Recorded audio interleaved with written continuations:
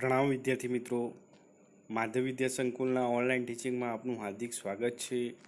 માધ્યમ ગુજરાતી માધ્યમ, ધોરણ 7, વિષય સામાજિક વિજ્ઞાન, પાઠ 9, પૃથ્વીની આંતરિક રચના અને ભૂમિ સ્વરૂપો. તેમાં વિદ્યાર્થી મિત્રો નદી અને સમુદ્ર મોજાનું કાર્ય, તેનો આપણે વિડીયો ભાગ નંબર 4માં અભ્યાસ કરીશું.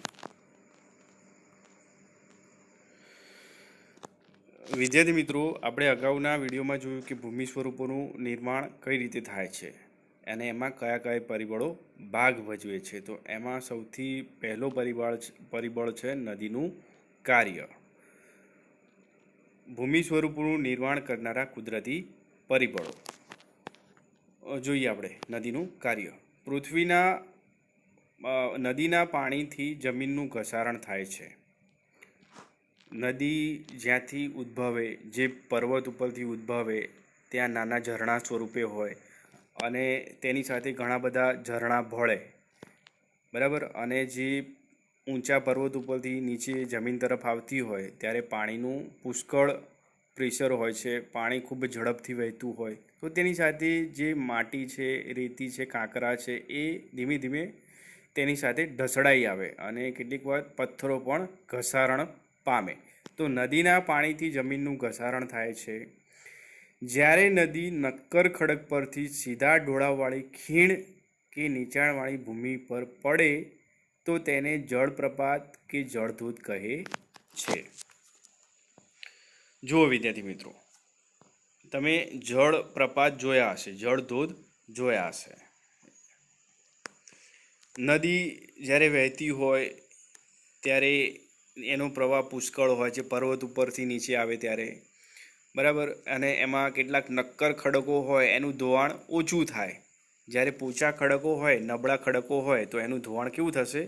ઝડપથી થશે. તો આવા જે ખડકો હોય એ ધોવાતા ધોવાતા નદીની સાથે જાય, વહેતા જાય.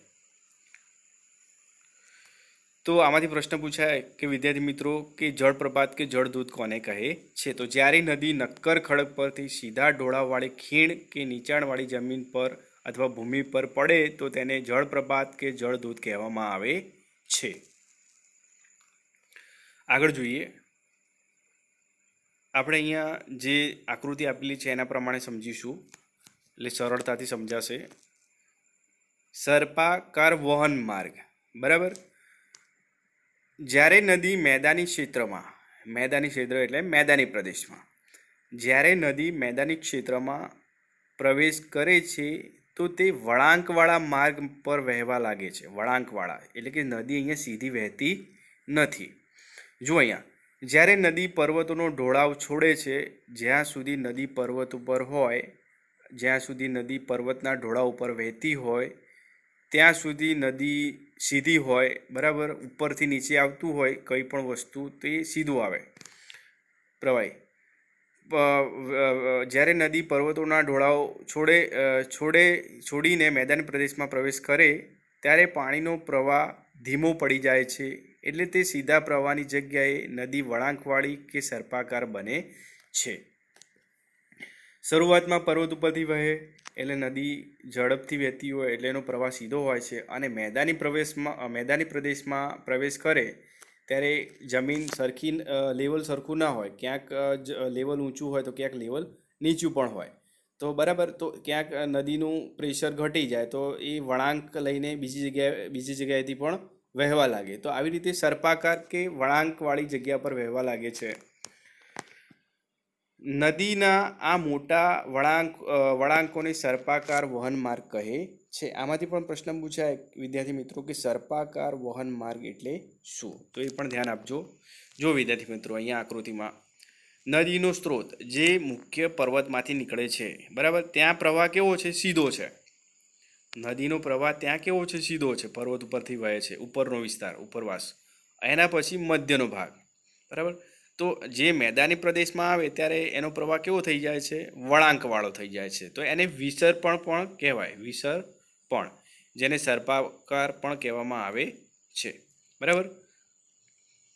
એના પછી આપણે આગળ જોઈએ. વળાંકોને સર્પાકાર વહન માર્ગ કહે છે. ઘસારણ નિક્ષેપણ, ત્યારબાદ ઘસારણ અને નિક્ષેપણ શરૂ થઈ જાય છે. બરાબર. તો નદી પોતાની સાથે આપણે શરૂઆતમાં જોયું કે જળપ્રપાત કે જળધોધ જે પોચા ખડકો પોતાની સાથે તોડીને નદી લાવેલી હોય, નદીના પાણીમાં ભળેલા હોય છે, એ પછી જ્યારે મેદાની પ્રદેશમાં એ નદીનો પ્રવાહ આવે ત્યારે પોતાની સાથે જે ખડકો છે, માટી છે, રેતી છે, એ નિક્ષેપણ કરે છે. એક જગ્યાએથી બીજી જગ્યાએ એ નિક્ષેપણ કરવા લાગે છે, એટલે કે આ પદાર્થો ત્યાં જમા કરવા લાગે છે. બરાબર. નિક્ષેપણ શરૂ થઈ જાય છે, એક જગ્યાએ ભેગું કે જમા કરવું. પછી ઘોડાની નાળ આકારની રચના થાય છે, જેને આપણે ત્યાં સરોવરની પણ એક રચના થાય છે. આપણે જોઈએ સર્પાકાર વળાંકો સમય જતાં ખૂબ જ નજીક આવી જતા લગભગ ઘોડાની નાળ આકાર કે વર્તુળાકાર ધારણ કરે છે, અને જ્યારે આ અવસ્થામાં નદીમાં પૂર આવે છે ત્યારે નિક્ષેપણથી જ વળાંક વચ્ચેના ભૂમિભાગો નદી પ્રવાહથી કપાઈ જાય, એટલે કે નદીનો પ્રવાહ એ ભાગ છોડી દે છે અને નદી તેના લાંબા માર્ગને છોડીને સીધો માર્ગ ગ્રહણ કરે છે. આપણે સમજીએ. જો અહીંયા નદી સૌથી પહેલાં પર્વત વિસ્તારમાંથી નીકળે, પછી મેદાની પ્રદેશમાં આવે, સર્પાકાર બને. બરાબર. એના પછી નદી પોતાની સાથે જે નિક્ષેપણ લાવી હોય એ નિક્ષેપણ અહીંયા જમા કરે. બરાબર. એના પછી નદી ઘોડાની જે નાળ હોય એના જેવો આકાર ધારણ કરે, આમ વળાંક ધારણ કરે મોટો, અને ત્યાં નિક્ષેપણ કરે. જે ખડકોના ટુકડા છે, પથ્થર છે, માટી છે, રેતી ત્યાં નિક્ષેપણ કરે. બરાબર. તો આવી રીતે નદીનો પ્રવાહ વહેતો હોય અને એના પછી ક્યારેક અચાનક જ પૂર આવી જાય. બરાબર. ત્યારે નદીનો પ્રવાહ ખૂબ જ ઝડપથી વહેવા લાગે. તો આ જે સર્પાકારવાળો વિસ્તાર હોય, જે નાળ આકાર બનેલું હોય, ત્યાંથી એ સીધો નવો રસ્તો બનાવી દે. બરાબર. અને જે નાળ આકાર જેવો વિસ્તાર હોય એ છોડી દે છે, અને ત્યાંથી પાણી છે એ ઝડપથી સીધું વહેવા લાગે છે પૂરના કારણે. બરાબર. તો આ જે બાકીનો જે ભાગ રહી જાય છે નાળ આકારનો, ઘોડાની નાળ આકારનો, ત્યાં ધીમે ધીમે એક સરોવરની કે તળાવ જેવી રચના થાય છે. બરાબર. તો આ જે ઘોડાની નાળ આકાર બને છે તો એને ઘોડાની નાળ આકારનું સરોવર પણ કહેવામાં આવે છે. આ રીતે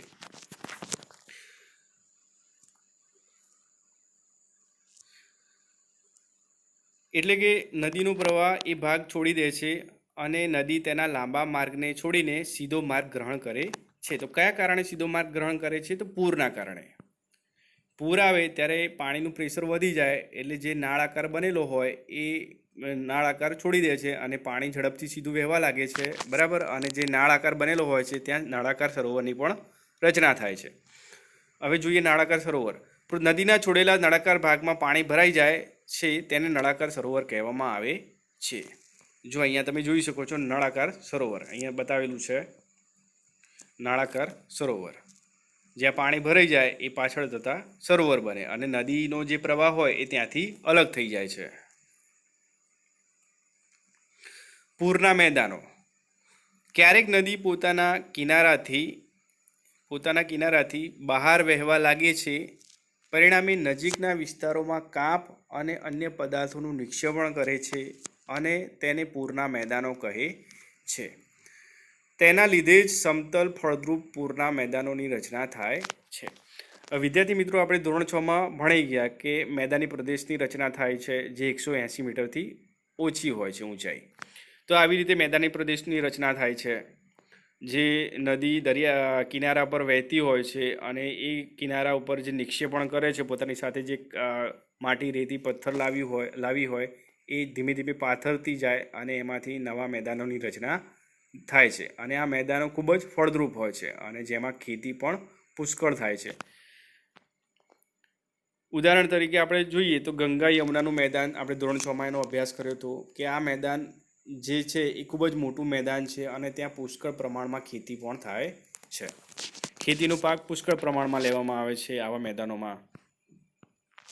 તમે અહીં જોઈ શકો છો પૂરના મેદાન છે, નદીનું સ્તર છે અને કાંપનું મેદાન. તો નદીનો જે કિનારાનો વિસ્તાર છે ત્યાં નિક્ષેપણ થાય અને એના દ્વારા જે મેદાનની રચના થાય તો તેને આપણે પૂરના મેદાનો કહીશું. અને આ મેદાનો કેવા હોય છે? સમતલ હોય છે. પરીક્ષામાં પૂછાય કે પૂરના મેદાનો કેવા હોય છે? તો સમતલ હોય છે. હવે જોઈએ કુદરતી તટબંધ. જ્યારે નદીના બંને કિનારે મોટા પ્રમાણમાં કાપ માટીના નિક્ષેપણથી લાંબા અને ઊંચાઈના અનેક ઢગ રચાય છે ત્યારે તેને કુદરતી તટબંધ કહે છે. આમાંથી પણ પ્રશ્ન પૂછાય વિદ્યાર્થી મિત્રો કે કુદરતી તટબંધ એટલે શું? તટ એટલે કિનારો. બરાબર. તો નદી પોતાની સાથે જે નિક્ષેપણ લાવી હોય છે, જે કાપ માટી લાવી હોય છે, તો ત્યાં એ પોતાના કિનારા આગળ કેટલીક વખત મોટા મોટા ઢગલાઓની રચના કરે. બરાબર. અને એ ઢગલાઓ કેટલીક વખત જામી જાય, આમ નક્કર થઈ જાય, તો ત્યાં એ કુદરતી તટબંધ બની જાય. એના કારણે એનો કિનારો કેવો બની જાય? મજબૂત બની જાય. એટલે એ કિનારો જલ્દી તૂટે નહીં. તો એને આપણે કુદરતી તટબંધ કહીશું. તો આવી રીતે કુદરતી તટબંધની રચના થાય છે નિક્ષેપણથી. હવે શાખા પ્રશાખા. સમુદ્ર સુધી પહોંચતા સુધીમાં નદીનો પ્રવાહ ધીમો થઈ જાય. બરાબર. નદીનો જે પ્રવાહ હોય એ ધીમે ધીમે ધીમો થતો થઈ જાય છે તથા નદી અનેક પ્રવાહોમાં વિભાજિત થઈ જાય છે, જેના કારણે આ નદીનો પ્રવાહ છે એ શાખા પ્રશાખામાં વહેંચાઈ જાય છે. એને શાખા પ્રશાખા કહેવામાં આવે છે. અહીં નદીની ગતિ ધીમી થઈ જાય છે કે તે પોતાની સાથે લાવેલ કાપ, રેતી, માટી અને અન્ય પદાર્થોનું નિક્ષેપણ કરવા લાગે છે. જે છેલ્લી ઘડી જે સમુદ્રને મળતી હોય એ અવસ્થા નદીની, અને પોતાની સાથે જે કાપ, માટી છે, કાંકરા છે, એ નિક્ષેપણ કરે છે આવા પદાર્થોનું. બરાબર. તમે અહીંયા બાજુના આકૃતિમાં જોઈ શકો છો. નદી જે વહે છે એની પછી ચાર શાખાઓ બનેલી છે. 1, 2, 3, 4. તો આવી રીતે શાખા પ્રશાખામાં વહેંચાઈ જાય છે. હવે આપણે આગળ જોઈશું મુખ ત્રિકોણ પ્રદેશ, જેને ડેલ્ટા કહેવામાં આવે છે. તો દરેક શાખા પ્રશાખા પોતાના મુખનું નિર્માણ કરે છે. મુખનું એટલે કે નદી જ્યારે સમુદ્રને મળે એને મુખ કહેવામાં આવે છે. નદી અને સમુદ્રનું મિલનનું જે સ્થાન છે એને મુખ કહેવાય. તો દરેક શાખા પ્રશાખા પોતાના મુખનું નિર્માણ કરે છે. અહીં સમજીએ, જ્યારે નદી સમુદ્રને મળે છે તે અવસ્થા નદી અને સમુદ્રને મળવાની જગ્યા કે પ્રદેશ, એને આપણે કહીશું નદીનું મુખ. બધા પદાર્થોના નિક્ષેપણના જથ્થાથી મુખ ત્રિકોણ પ્રદેશનું નિર્માણ થાય છે.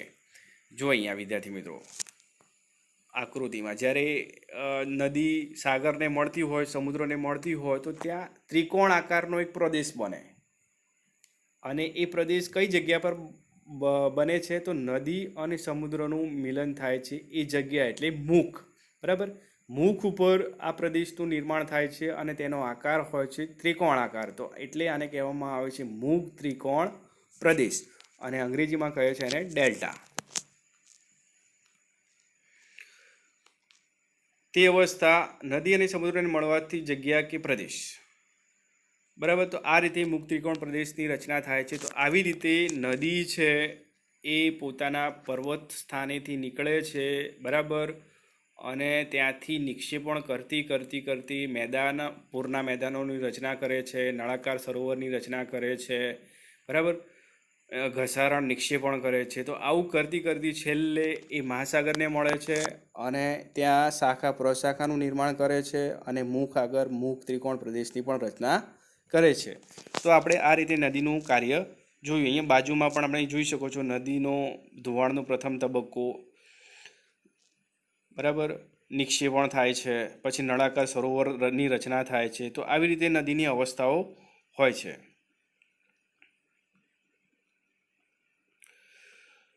હવે આપણે જોઈએ સમુદ્રના મોજાનું કાર્ય. બરાબર. ભૂમિ સ્વરૂપનું જે નિર્માણ થાય છે એમાંનો એક ઘટક એટલે એક પરિબળ એટલે સમુદ્રના મોજાનું કાર્ય. અહીંયા જોઈએ સમુદ્રી ગુફા. આમાંથી પ્રશ્ન પૂછાય વિદ્યાર્થી મિત્રો કે સમુદ્રી ગુફા એટલે શું? તો અહીં ખાસ ધ્યાન આપજો.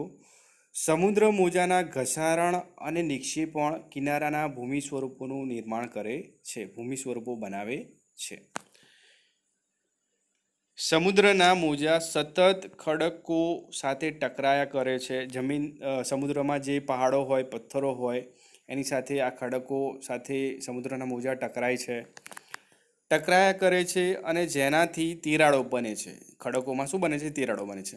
સમયાંતરે તે મોટી અને પહોળી બનતી જાય છે અને આ પ્રક્રિયા વર્ષોથી થતી હોય છે.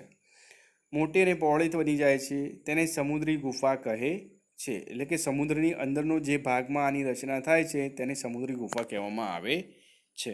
શેના કારણે થાય છે? સમુદ્રી ગુફાના કારણે ઘસારણ અને નિક્ષેપણ.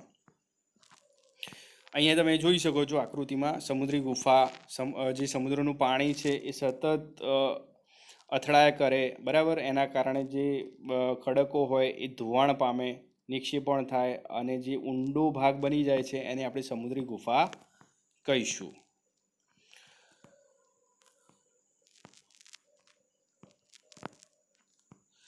હવે જોઈએ સ્ટેક.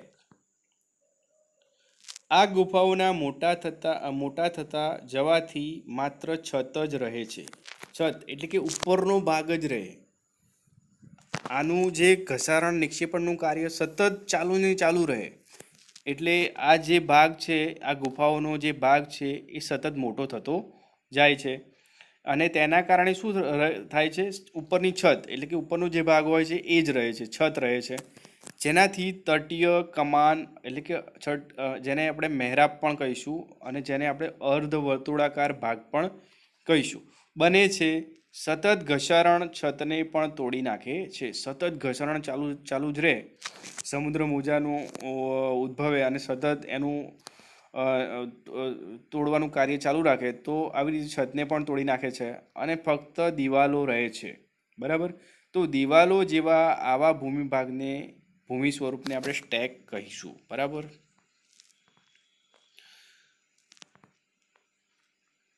જો અહીંયા જોઈ શકો છો જે સમુદ્રી સ્તંભ છે, દિવાલ છે, બરાબર, કમાન આકારનું બચી જાય છે. સમુદ્રી ગુફાઓનું સતત નિક્ષેપણ થાય છે. ભેખડ હોય એ તૂટવા લાગે નિક્ષેપણથી, તો ખાલી દિવાલ જેવો ભાગ રહે, બરાબર.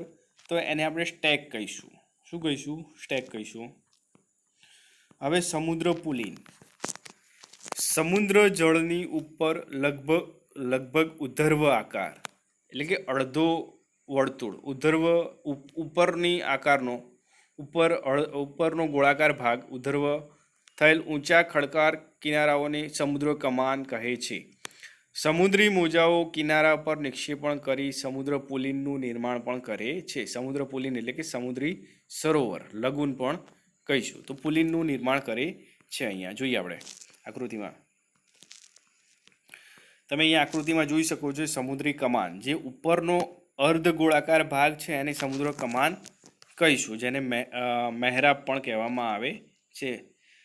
અને અહીંયા બાજુમાં સમુદ્ર સ્તંભ પણ આવેલો છે. તો આ રીતે સમુદ્ર મોજા પણ ભૂમિ સ્વરૂપનું નિર્માણ કરે છે. તો આમાંથી ટૂંકનોંધ ખાસ પૂછાય વિદ્યાર્થી મિત્રો. સમુદ્ર મોજાનું કાર્ય અને એની સાથે નદીનું કાર્ય એ બંને ટૂંકનોંધમાં ખાસ પૂછાય, તો એ ખાસ અહીંયા ધ્યાન આપજો. હવે વિદ્યાર્થી મિત્રો આપણે કેટલાક પ્રશ્નો જોઈશું. પ્રશ્ન 1, નીચેના પ્રશ્નોના 1-2 વાક્યમાં જવાબ આપો. આ પ્રશ્નો તમારે જાતે સોલ્વ કરવાના અને જાતે લખવાના રહેશે. જળપ્રપાત કે જળધોધ કોને કહે છે?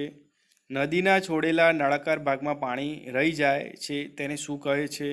પૂરના મેદાન કોને કહે છે? કુદરતી તટબંધ કોને કહે છે? મુખ ત્રિકોણની રચના કેવી રીતે થાય છે?